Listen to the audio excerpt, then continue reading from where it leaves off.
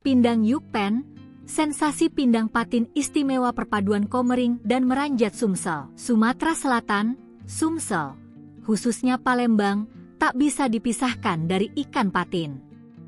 Berbagai olahan ikan air tawar ini menjadi primadona, dan salah satu yang paling dicari adalah pindang patin. Bagi Anda yang ingin merasakan kelezatan pindang patin yang menggugah selera, Pindang Yukpen di Jalan Voli, belakang TVRI, adalah destinasi yang wajib dicoba.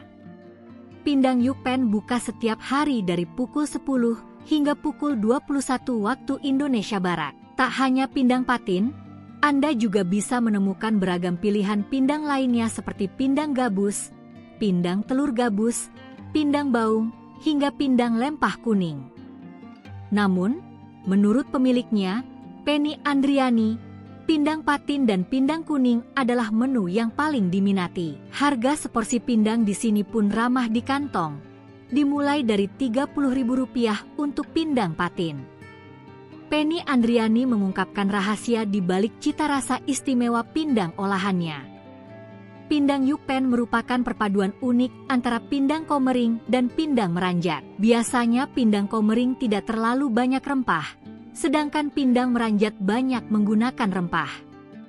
Ketika keduanya dipadukan, hasilnya adalah cita rasa yang gurih dan enak.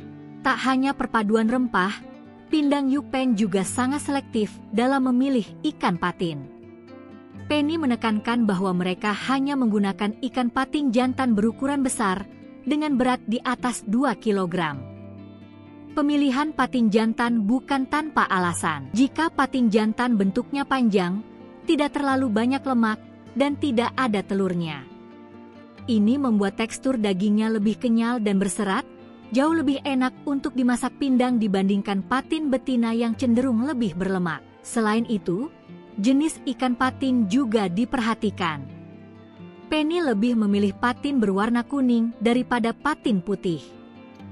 Patin putih cenderung lebih banyak lemaknya, jadi ia sering menggunakan patin yang kuning karena tidak terlalu banyak lemak.